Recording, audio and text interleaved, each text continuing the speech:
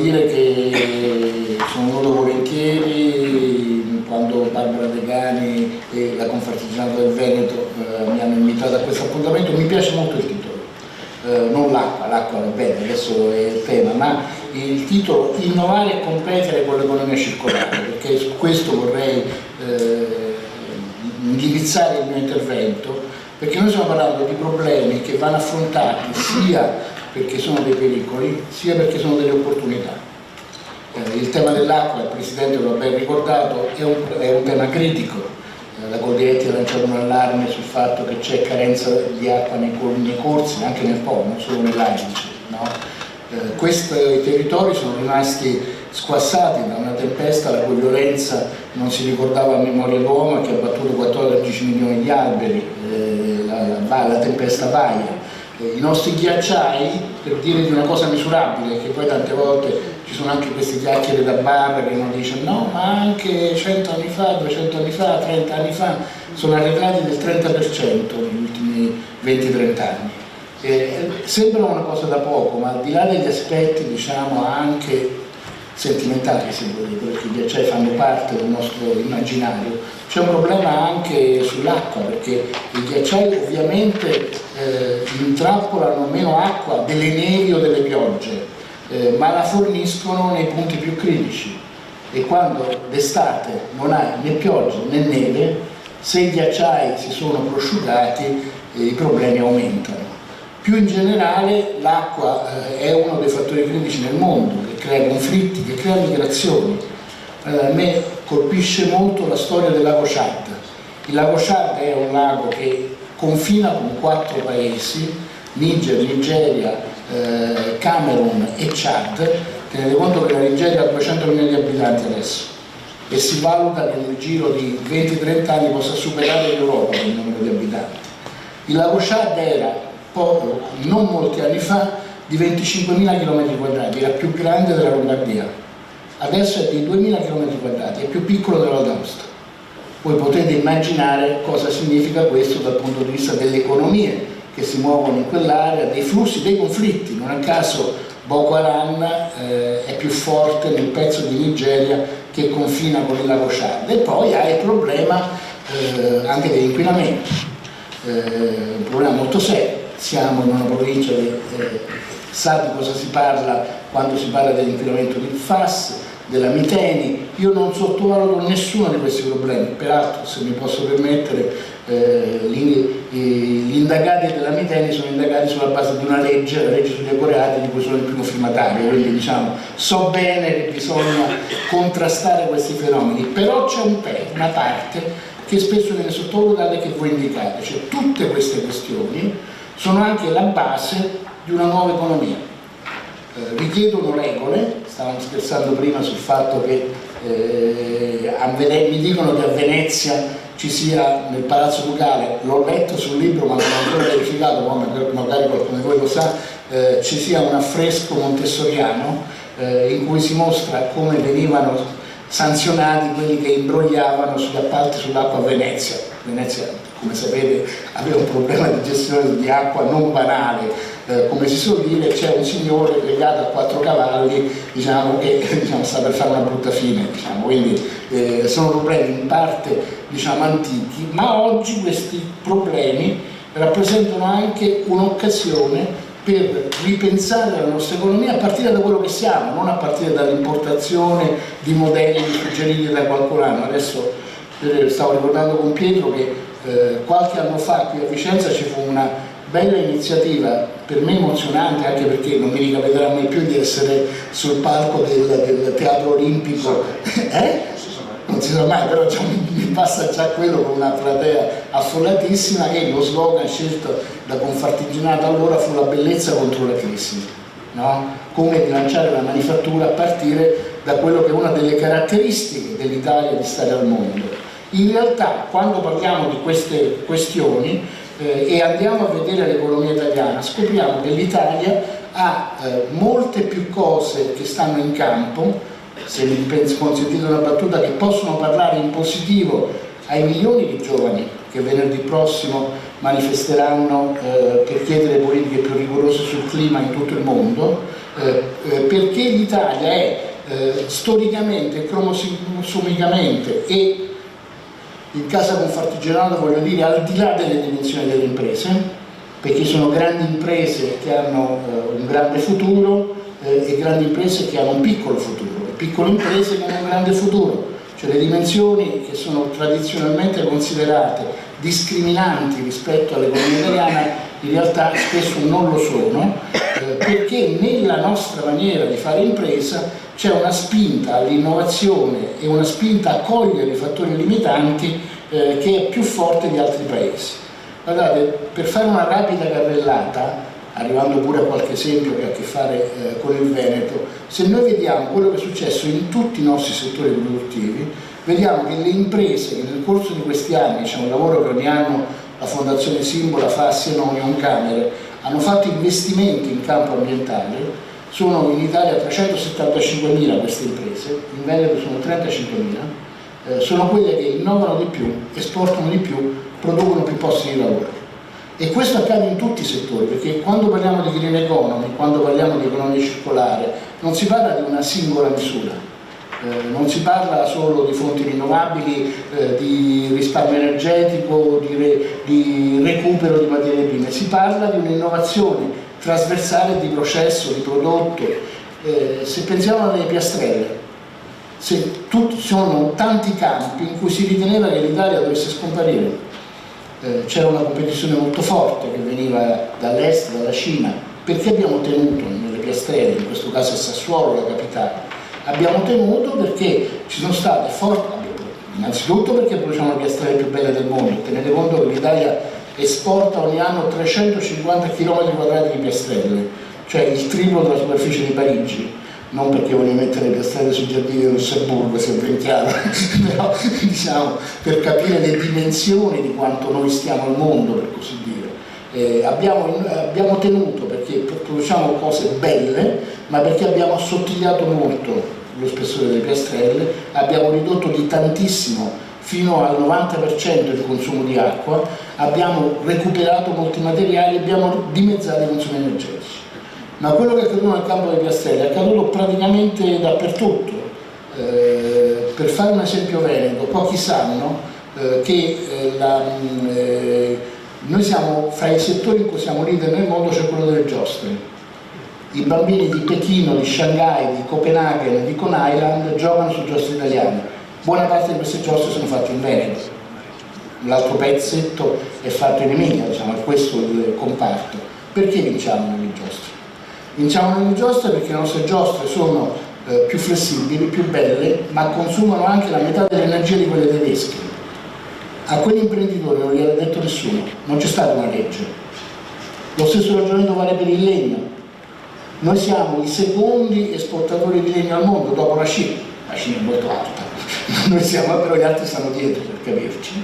E questo accade di nuovo per un incrocio fra la bellezza.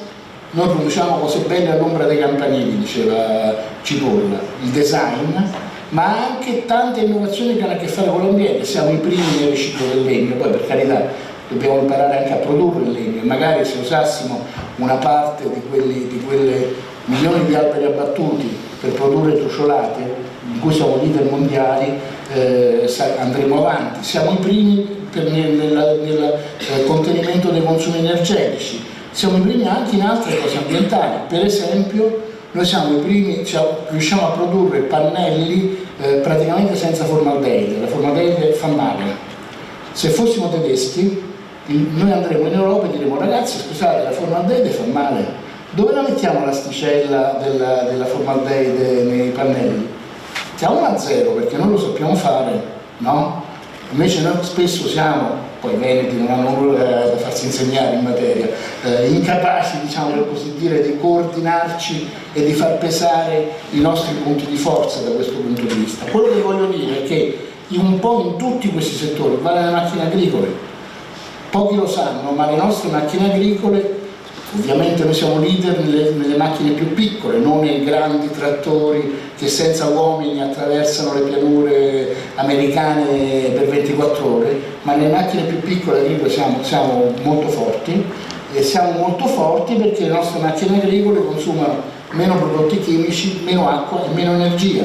Non gliel'ha detto nessuno. È la nostra maniera di stare al mondo che ci spinge in questa direzione. Io qui non vedo utenti di jeans di moda, i jeans della Ve, per ragioni di età anche suppongo. I jeans della Ve sono un problemaccio dal punto di vista ambientale, perché per essere prodotti richiedono grandi quantità di acqua e per fare la sabbiatura, il processo di sbiancamento, viene la silicosi agli operai, perché si trovano sassolini. C'è una piccola azienda, adesso ne è nata anche un'altra, in questo caso nel Teramano, in un piccolo comune, ne parlavamo prima con Franco dei piccoli comuni, ma insomma, questo è un altro ragionamento. Per me l'identità e la comunità sono un ingrediente essenziale per il futuro, diciamo. E anche il baccalà alla Livornese abbiamo verificato ieri sera. No, la Livornese, scusa, la mia ascendenza semitoscana traviata, la Vicentina, anche la Livornese dove si difende. Diciamo che questa piccola azienda del Teramano ha trovato una tecnologia che usa per sbiancare il jeans 1/10 dell'acqua e usa anziché i sassolini dei residui alimentari, suppongo sia un cuscino nocciola ma non ne sono certo. Risultato, questa azienda che sta a Corropoli, quindi non per capirci in un grande centro, oggi tratta 18-20 milioni di paia di jeans, perché quando i grandi marchi vengono messi sotto accusa, questo si incrocia anche con cambiamenti di stile di vita e di attenzione da parte dei cittadini, quello che il mio amico Becchetti chiama voto col portafoglio. Quando un grande marchio viene messo sotto accusa per questi motivi, si fanno sbiancare da questa azienda qui. Ma questa qua, che è nata, tutte queste caratteristiche, che sono figlie diciamo non di politiche, qualche volta di politiche, sono in realtà nate per la nostra tendenza a affrontare con l'inventiva i limiti. Per esempio, pochi lo sanno, ma noi siamo di gran lunga i più forti nell'economia circolare in Europa, ma non di poco, di gran lunga. Non parlo qui del problema delle raccolte differenziate urbane, voi sapete che i rifiuti urbani sono soltanto una piccola parte dei rifiuti prodotti, il grosso sono dentro i cicli produttivi, ma il recupero di materie prime che c'è nei cicli produttivi italiani è il doppio della media europea, molto più dei tedeschi, perché noi, essendo un paese povero di materie prime, ha costruito filiere in cui questo è diventato un fattore produttivo. I rottami di Brescia, gli stracci di Prato, le cartiere della Lucchesia non sono figli di una legge, sono figli di una necessità, ma questa necessità oggi è un fattore competitivo. Questa risposta a un'esigenza oggi diventa un motivo per sfidare gli altri, andare avanti, fare dei passi in questa direzione. Lo stesso vale per tanti settori. Adesso siamo anche nella provincia di Arzignano. Io vi devo dire che sono attento alle cose italiane, però pensavo che la concia noi l'avremmo persa, perché pensavo, conosco bene il polo di Santa Croce, che la concia fosse un settore in cui se tu paghi poco gli operai, questi non hanno diritti e puoi inquinare quanto ti pare, sei imbattibile. Non è così, non è stato così. Ovviamente i conciatori, quando furono commesse delle leggi per salvare l'arno, minacciarono di darsi fuoco, no? Ma è accaduto il contrario, cioè quel passaggio ha obbligato a innovare tecnologicamente, ma se sai trattare meglio gli acidi a valle, li tratti meglio anche a monte. E un'innovazione tecnologica, lavoratori che hanno diritti, fai fatica a produrre cose belle con gli schiavi, no? E bravi imprenditori, fa sì che noi esportiamo grandi quantitativi di pelle conciate. Io ricordo che qualche anno fa mi rimasi sorpreso quando il primo ministro cinese e l'anno dopo il presidente della Repubblica Cinese vennero in Italia e andarono a visitare 2 concerie a Santa Croce sull'Arno. Io dissi, di tante cose da vedere, questi vanno a vedere una conceria. E andavano a vedere una conceria perché noi continuiamo a essere e cresce ogni anno dei grandi esportatori di pelli conciate in Cina, perché se tu vuoi fare le pelli migliori del mondo le devi fare in un contesto in cui valori condivisi, coesione, innovazione tecnologica producono capacità di competere. Allora Il ragionamento, diciamo, che voi mettete alla base di questo tema dell'economia circolare in generale, in particolar modo dell'acqua, è un ragionamento che a mio avviso ci porta a capire qual è il cuore della sfida italiana. Noi non possiamo aggirare nessuno delle sfide che il mondo ci propone, siano i flussi migratori o i mutamenti climatici, sia l'affacciarsi di grandi paesi, cioè Cina e India hanno 2,5 miliardi di abitanti fra tutti e due. Chi pensa di ragionare con Cina e India da solo è un demente, cioè non è un ragionamento politico, è un ragionamento elementare, non so come dire. E se noi vogliamo sfidare il mondo su questo terreno, dobbiamo scegliere qual è il terreno a noi più favorevole. Io dico sempre scherzando che se io dovessi competere per gli occhi di una fanciulla con Mike Tyson non farei a botte con lui, no? Cercherei di essere più gentile, più divertente, più simpatico. L'effetto magari è lo stesso, il risultato è lo stesso, ma almeno ce la si gioca.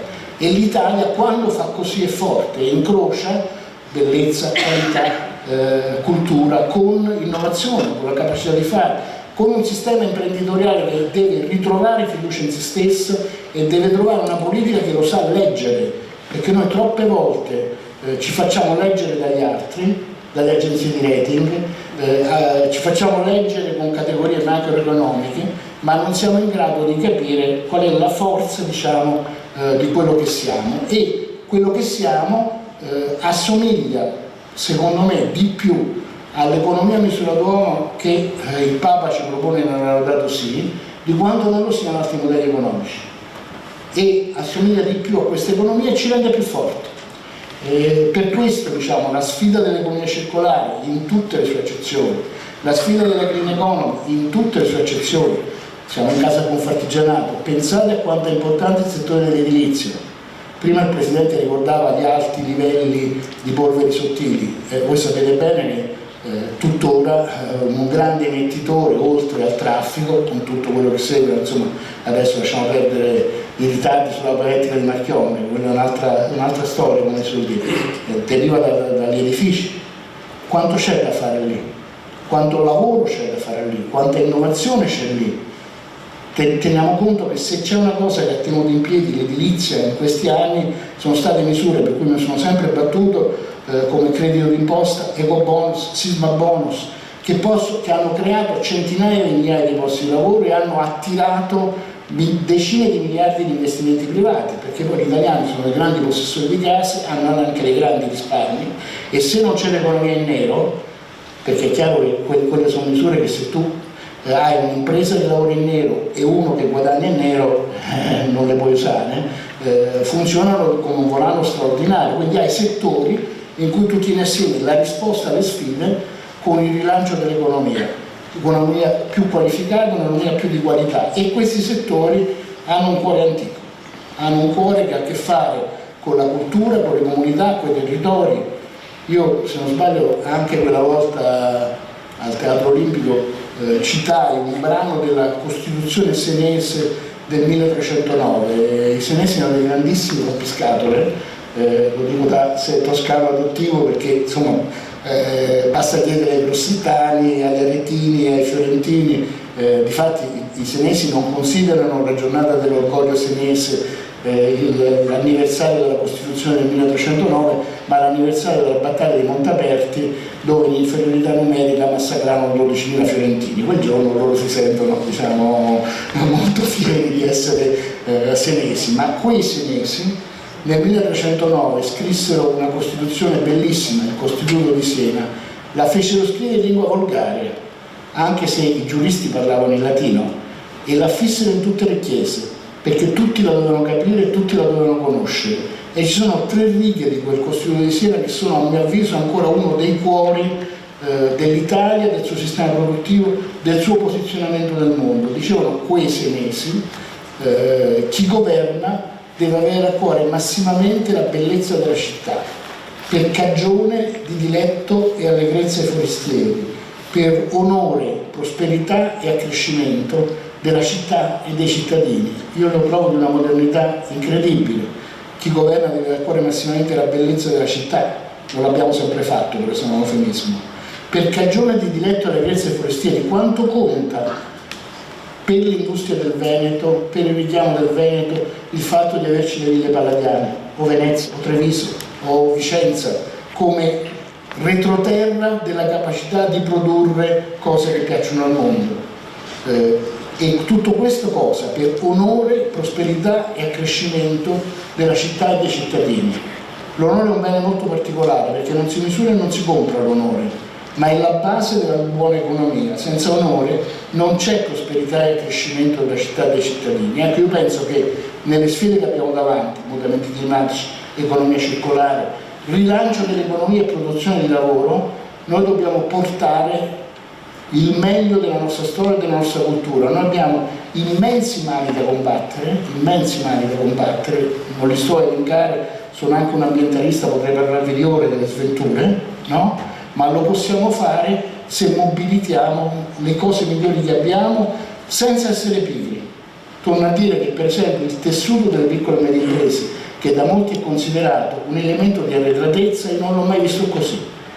L'ho sempre visto come una base diciamo, da cui evolvere e a cui attingere per trovare innovazione e forza. C'è una bella frase di Clinton che una volta ha detto: non c'è nulla di sbagliato in America che non possa essere corretto con quanto di giusto c'è in America. Non so se vale per l'America, ma vale sicuramente per l'Italia. Non c'è nulla di sbagliato in Italia che non possa essere corretto con quanto di giusto c'è in Italia. E io trovo conferma di questo quando una grande organizzazione di impresa come Confartigianato coglie la questione dell'economia circolare come una sfida per costruire un'economia più forte.